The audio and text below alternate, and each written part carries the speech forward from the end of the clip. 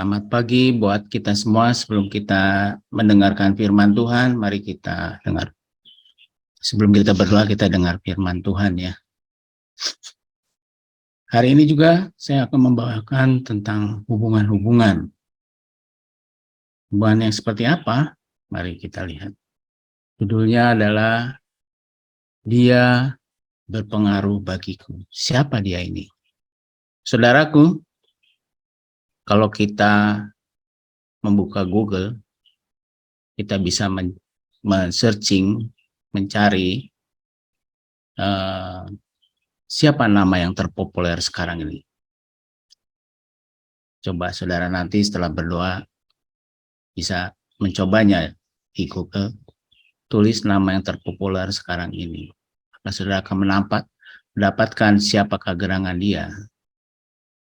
Sekarang kita bisa punya pertanyaan, sekarang siapa nama atau tokoh yang berpengaruh di dunia ini? Pasti saudara akan tahu siapa dia namanya.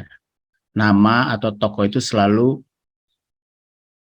menjadi perbincangan setiap waktu di dalam hidup saudara. Kalau kita punya tokoh, punya orang, bisa juga tokoh itu misalnya pembimbing kita, pendeta kita, siapa saja, karena dia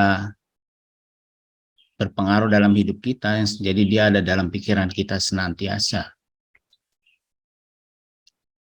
Ini sebagai contoh, ada namanya Dr. Camilla Rote. Siapa dia? Kita baru saja melewati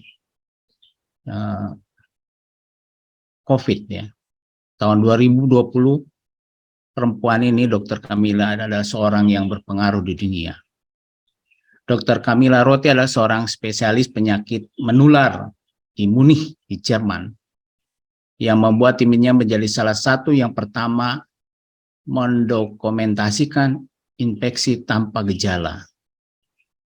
Ini tidak usah saya jelaskan lebih panjang, tapi orang ini menjadi terkenal, gitu, berpengaruh. Ada cerita tentang orang ini. Laporannya adalah yang diterbitkan tentang penyebaran gejala tanpa gejala COVID-19 ya.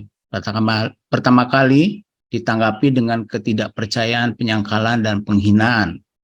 Saya lihat ini di Instagram majalah Times. Tetapi akhirnya dikonfirmasi dalam lusinan kelompok pasien sebagai kebenaran mutlak dan sekarang diterima secara luas bahwa ternyata OTG itu ada. Penemuannya telah menyelamatkan banyak nyawa dan andai saja katanya kita semua mendengarkan kepada Dr. Rote ini sebelumnya, maka penyebaran tentang COVID ini dapat dicegah. Makanya Dr. Rote sangat terkenal pada saat itu, tahun 2020. Sekarang mungkin tidak lagi ya. Tidak pernah mungkin saudara dan saya lagi. Saya tahunya tadi, ingat-ingat waktu saya searching di Google, ketemu orang ini. Lalu pertanyaannya adalah siapakah nama atau tokoh yang berpengaruh di dalam hidup saudara? Coba mari kita searching siapa. Pasti nama atau tokoh itu sangat banyak berbicara dalam hidupmu. Pada hidup saya. Pada hidup banyak orang. Siapa dia? Buat saya sih tokoh itu adalah namanya Yesus Kristus. Saudaraku, sekarang ini nama Tuhan Yesus Kristus sedang banyak diperbincangkan di medsos Indonesia, terutama kalangan Kristen. Sangat viral dan sangat mengganggu juga. Kalau nama atau tokoh itu Yesus Kristus yang mempengaruhi saudara, pasti nama Yesus sangat banyak berbicara dalam keseharian saudara. Tuhan Yesus, nama Yesus, hari lepas hari selalu berbicara pada saya. Makanya hari ini kalau kemarin kita berbicara hubungan-hubungan antara sesama mengasihi tanpa syarat, sekarang kita berbicara hubungan kita dengan pencipta kita, Yesus Kristus. Bagaimana saudara dan saya hubungannya dengan Yesus Kristus? Kita lihat pengakuan Petrus atas Yesus ya. Di Matius 16 berkata seperti ini. Setelah Yesus tiba di daerah Kaisarea Filipi, ia bertanya kepada murid-muridnya. Katanya, siapakah anak manusia itu? Sekarang firman itu berbicara kepada saya, Mora, kata orang siapakah Tuhan Yesus itu? Ayat 14 jawab mereka, ada yang mengatakan Yohanes Pembaptis, ada juga yang mengatakan Elia, dan ada pula yang mengatakan Yeremia atau salah seorang dari para nabi.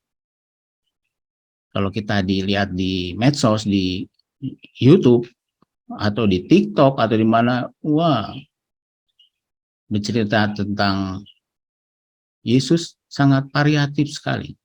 Dan sekarang pertanyaan itu ada pada kita seperti kepada Petrus.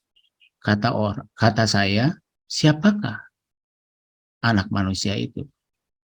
Kita lanjut. Di Matius 16 ayat 15 sampai 17 berkata gini.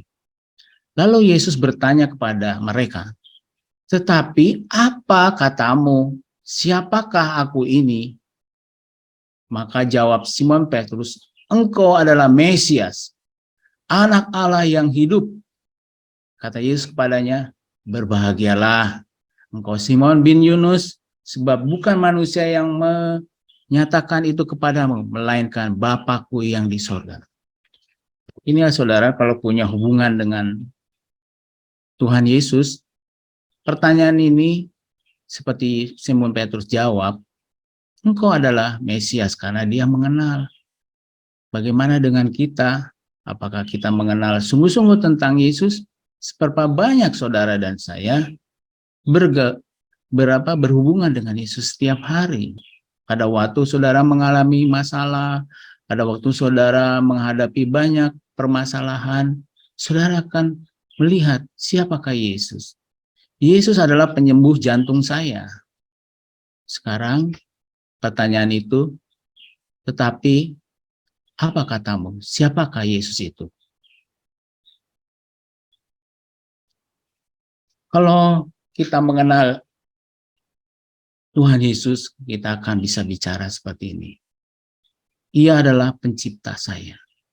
Ia adalah pembebas saya, dan banyak lagi. Dan kita akan berkata kepada Tuhan Yesus, sehingga aku memberimu pujian. Pagi hari ini tadi ada pujian. Ku mau angkat suaraku bagimu untuk menyembahmu Tuhan. Saudara tahu dan saya bahwa Tuhan Yesus adalah Yehova Nisi, berarti Tuhan panji kemenanganku. Dia adalah Jehovah Jireh, berarti Tuhan sang penyedia. Jehovah Rafa, berarti Tuhan sang menyembuh.